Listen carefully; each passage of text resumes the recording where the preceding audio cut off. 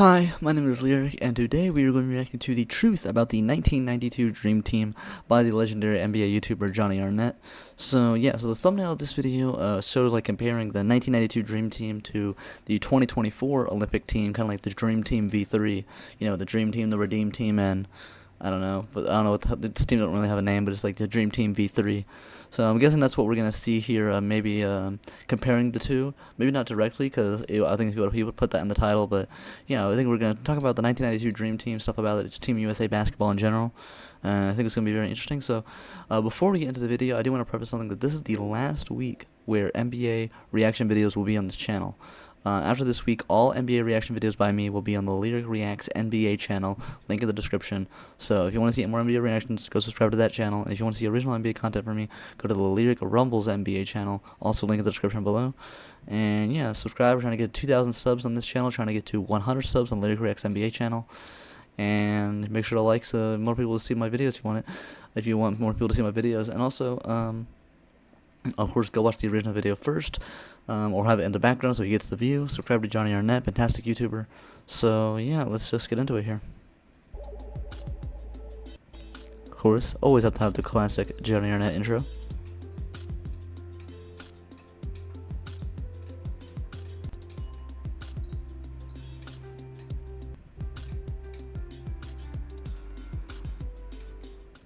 So first things first, I gotta give a shout out to Uncut Hoops, who recently made a video on this topic. And I had so many thoughts while he covered it that I had to make a video of my own about it. Uncut Hoops is a good NBA channel too. As well. So the mainstream media has been fueling the hype train for this current USA team. And naturally, a part of that includes comparisons to the 1992 Dream Team. Of course. Listen to some of the things they've been saying. Basketball is so much better now than it's ever been. I mean, the game is incredible. Jason Tatum did not start last night. He's better than Scottie Pippen. The 92 Dream Team. I don't know about all that now. I mean, I guess there's a debate to be had, but I don't know about all that now. Bird was shot. He retired 10 days after the Olympics. You had multiple guys on that team, Yeah, the biggest criticism of the Dream Team is definitely that both Magic and Larry were definitely far past their prime, especially Larry Bird. So, yeah. Just the roster of the Dream Team was not as good as just looking at the roster would make you seem like, because certain guys were past their prime and stuff. But obviously still a fantastic team. I think there actually is a debate to be had that this 2024 team is better. I think this team's better than the Redeem team, but yeah, you'd have to look at a more in-depth analysis about it, which I'm assuming we're gonna get in this video. who could not handle the ball and who couldn't shoot. Anthony Davis on this team's a much better player than Patrick Ewing. Give me a break. Tatum's much better. I would agree with that. LeBron right now. So we're looking at the roster right now. Let's look at the roster here. So we got, for Team USA 2024, we got LeBron, Durant, Curry, Embiid, Booker, Tatum, Davis, Holiday, Halliburton, Adebayo, Edwards, and White. For the Dream Team, we got Jordan, Malone, Barkley, Robinson, Bird, Drexler, Ewing, Magic, Pippen, Christian Laettner, Chris Mullin, and John Stockton. Well, the def definitely goes to Team USA, because I think guys like Chris Mullin and Christian Laettner, obviously especially Christian Laettner, on the Dream Team definitely make it where the modern Team USA definitely has more depth. But yeah, so we got, I think the main thing that the Dream Team in '92 has is prime Michael Jordan. That's the biggest, I think, argument for them being better, is they have prime Michael Jordan. No one on Team USA is really like, obviously LeBron, but he's not prime LeBron James at this point, even if he still is fantastic at 39. They don't have like a superstar GOAT level player on the 2024 team that's really leading them ahead, because LeBron's been the best player on Team USA, but he's past his prime. So, I think that's the main argument for '92, that they have, prime Michael Jordan on the team. But if you look at the other guys, I mean, Durant and Curry they're both pretty much as good as they've been. I mean, that's really good compared to, the second and third options on the Dream Team. You had like Robinson. I think there's a good argument actually to be made that the 2024 team, when I'm looking at it, is better than the Dream Team. I think the only main argument for the Dream Team is they have prime Michael Jordan. but and they have more size, but that's balanced by Team USA having the modern Team USA having way more shooting. I'm gonna call them the Lavengers now because that's what they're. It's easier than calling them the modern Team USA every time. Yeah, you have versatile defenders and Bam Adebayo, Derek White, and Drew Holiday. You have great shooters, Tyrese Halliburton, Anthony Edwards, Anthony Davis, such a versatile big. Joel Embiid, same a versatile big. Jason Tatum, versatile wing. Devin Booker, great shooter. And then obviously the big three, LeBron, Durant, and Curry is the modern day Jordan, Bird, and Malone. But all three of them are closer to their primes, way closer to their primes than Bird and Magic were. So I honestly would not argue with you if you said the 2024 team was better. If you said the Dream Team was better, I think you would have to give me maybe some arguments for it other than just Michael Jordan. Because I think, yeah, well, let's see the analysis here. Okay, there's my mini analysis there, but yeah. Now is better than Magic. Also, something you have to consider is that in the Olympics now, the competition is way better. Like, way, way better than it was in 92. 92, there was barely any NBA players that were not from America. 2024, there's so much non-American players that the NBA players are playing against in the Olympics. Like, they played against Serbia. Obviously, they have Nikola Jokic, the best player in the world. They had to play against him. They had to play against, Canada has SGA. All these, arguably a top 3 player in the world right there. Giannis. On Greece. Yeah. Way more NBA players on different teams. 1992, Larry Bird was cooked. Magic Johnson That's true. had already announced his retirement. So I'm not That's going to true. let you all of a sudden be like, oh. Okay, I don't want to say that Magic was completely trash, though, at this time, because in 91, he finished second in MVP voting, led his team to a finals, and had a great finals performance. He just lost because his team was not good and he had to go against Jordan. And then he contracts HIV, retires, misses an entire year, then plays in the Olympics. So, like, he was definitely rusty because he hadn't played an entire year, but it wasn't like he was old or injured or anything. Like, he was still, athletically, he was still definitely there. So I don't think he was completely cooked by this time, like Larry Bird was. Larry Bird's back was completely done for. He still had that three-point shot, but his back was completely done for. Yo, back in my day, no. Well, here's the problem that I have, and no disrespect to the 1992 Olympic team, but half of those guys were a little past their prime. I think the Dream Team is definitely better than the Redeem Team. I'll say that. The 2008 Redeem Team, I think the 92 Dream Team is definitively better than them, but I think this new USA team might be the best. Okay, so here's the current USA team listed on the screen. And let me make this clear, this team is stacked. Most of these guys can do a multitude of things well, and I really like the way these stars complement each other. But make no mistake, they still haven't won a gold medal just yet. All this talk about them... Yeah, they obviously have to win the gold to, actually definitively take the spot, being better than the Dream Team will look ridiculous in hindsight if they just end up losing to some random country. They're 7-0 Don't though, get me wrong, so I think the US is going to win the gold. And as a proud American, I certainly hope they win. But I'm going to hold off all the comparisons until I see how the Olympics finish. The part about all of this that really grinds my gears is how the media lies about the 1992 Dream Team to artificially support their arguments. Let's take a look at some of those aspects. Yes, Larry Bird was not the player he once was, due to his severe back injuries. But sometimes I think that critique is overstated. I definitely wouldn't say that he was, quote, washed. Larry was still effective in his limited time. He was still 7th on that team in minutes and shot 52% from the field. Sure, in hypothetical matchups, he's going to play that much. Up against elite small forwards of other USA teams, he would be especially athletically given small forwards like LeBron.